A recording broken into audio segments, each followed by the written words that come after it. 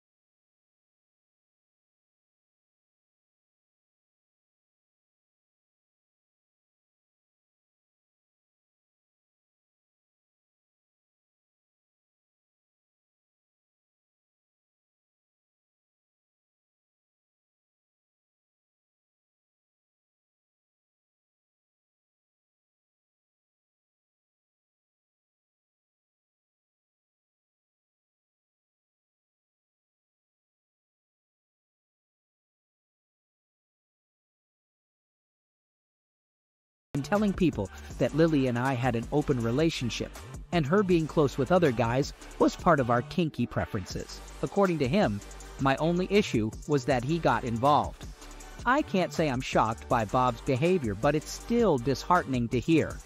However, it serves as a clear reminder of why I've made the choice to distance myself from that part of the family. Since my last post, I've made arrangements to go to therapy regularly. It's my lifeline, and I'm hopeful it will help me navigate through this mess I'm in.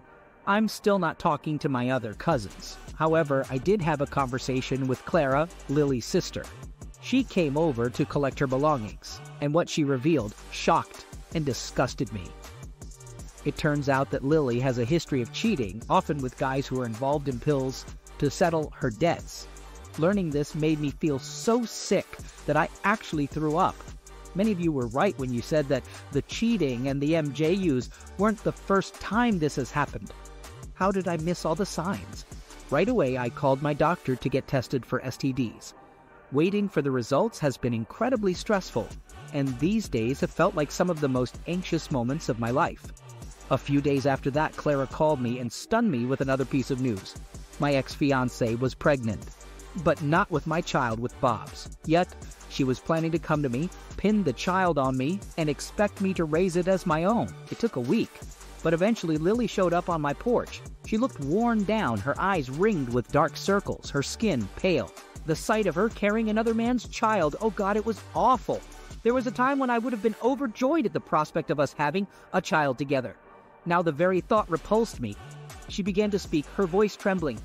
"I need to talk to you. It's about the baby," I just said to her. "Get out of my house, Lily. I will not raise Bob's child." She looked at me in disbelief, her mouth opening and closing without making a sound. "How did you—" I didn't allow her to finish. "Just go, Lily." I watched as she quickly left my porch, a distressed figure disappearing into the darkness. The weeks that followed were challenging. I heard from family rumors that Lily had tried to approach Bob. However, he had no interest whatsoever. Bob had never been the type to settle down and start a family. Their affair meant nothing more to him than a casual fling, a momentary pleasure. He made it clear that he wanted no involvement with Lily or the baby. It brought me a bitter sense of satisfaction. Lily had cheated on me, causing me immense pain, and now she was getting a taste of the suffering she had inflicted on me. So here I am now, living a life I hadn't anticipated but have come to accept. It's not perfect, but it's mine.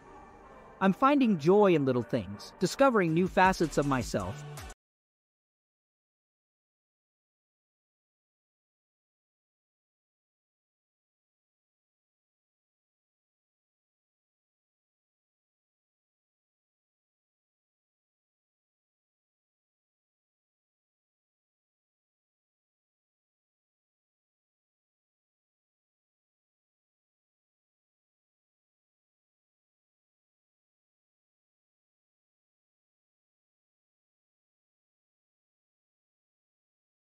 else dictate.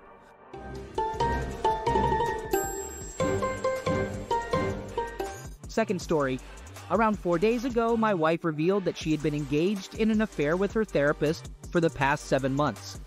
There's actually more to the background story that I wanted to share, but if there's interest, I could post the full details on a blog or something similar. About 3 months ago, she distanced herself from me and claimed that I no longer deserved closeness, stating that I had to earn it back. This led to a complete lack of closeness in our relationship, leaving our bedroom life completely dormant. As time went on, I tried to communicate with her and address the issues we were facing. I was deprived of emotional and physical connection, support around the house, and basically any effort she used to put into our relationship or household. It felt like a betrayal, and I was convinced that there was more to the situation. However, every time I confronted her, she would dismiss my concerns, evade my questions, and alter the facts. I consistently asked her to be open and honest with me so that we could work through our issues together. However, it seemed like I was overwhelming her. She never seemed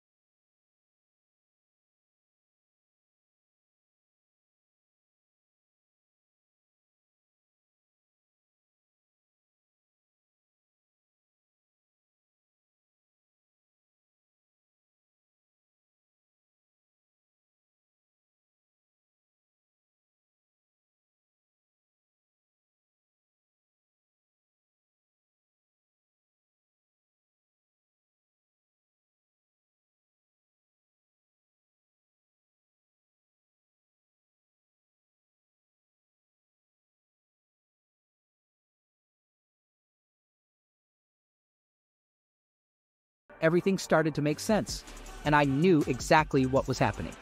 On Sunday morning, I sent her a text message where I laid out everything I knew about what was going on.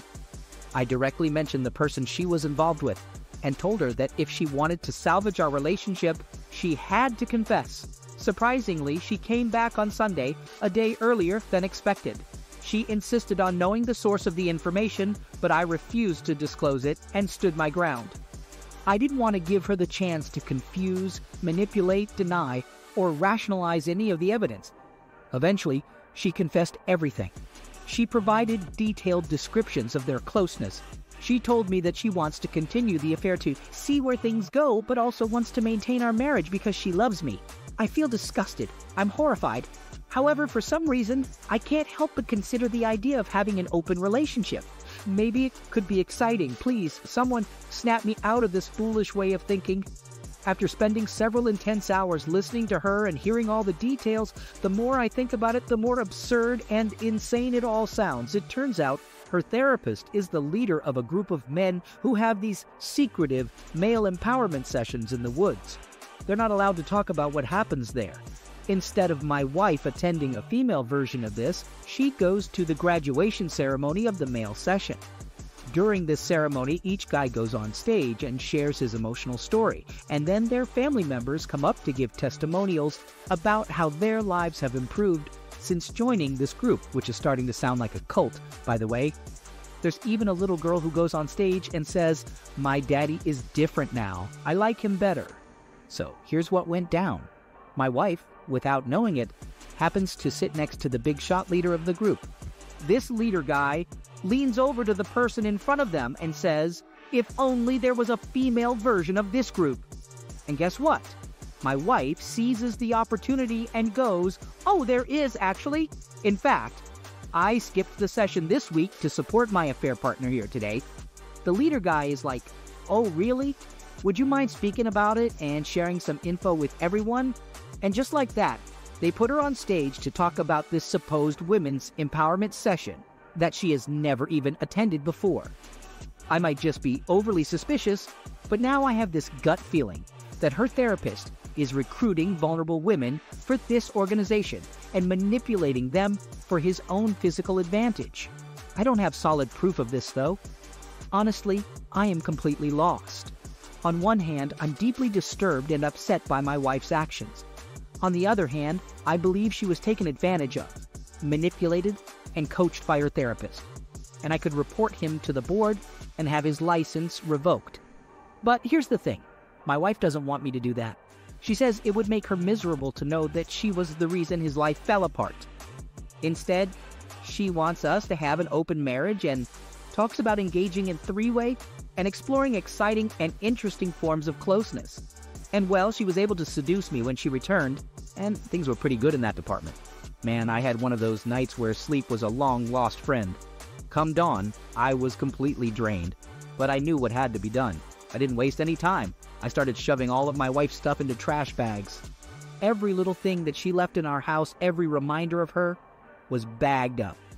I chucked those bags right onto the curb, and let me tell you, I felt a strange sense of freedom. It was like I was taking back control of my space, my life. When my wife saw all her stuff on the street, she lost it. She started screaming at the top of her lungs, making a scene for the whole neighborhood, but I didn't care. As soon as she stepped foot onto the street, I just closed the door without even a backward glance. She knocked on the door for a solid 30 minutes, but I didn't open it. After a while, she just left. As soon as I saw her leave, I changed the locks real quick so she wouldn't be able to get back into the house. My space was mine again, and I intended to keep it that way. At the same time, I started the process of exposing her doctor's shady behavior. Knew for a fact she'd be furious, but it was a necessary move. I compiled every shred of evidence of their concealed liaison and lodged a formal complaint against him with the licensing board. This chap wasn't just crossing professional boundaries, he was blatantly breaking the law. Just a few days later, the dude my wife cheated with got his license yanked. Talk about karma coming back to bite him. His career took a major hit and was pretty much trashed. He was fuming mad. So much so that he went ahead and threatened my wife, swearing to turn her life upside down and ruin her good name. In the middle of all this chaos, my wife was freaking out. She was so afraid of the mess she made, and of the therapist too. With tears in her eyes, she turned to me for help. She reminded me that I made a promise once, a promise to protect my family. But I couldn't help but laugh in her face. I made it clear that I had no intention of rescuing her from this mess she brewed. I even told her she wasn't my family anymore after what she did. She was left all on her own, struggling to clean up the mess she made. I won't lie. Seeing her struggle gave me a weird sense of satisfaction. It felt like payback, watching her deal with the same crap she put me through. The next weeks were crazy, with her incessantly ringing me, pleading for me to return, trying to pretend as if all was fine and dandy. But her voice, which used to calm me down, now just got on my nerves. I was done with her lies and her manipulations. There's something incredibly freeing about letting go, getting your life back from toxic people. In all the chaos,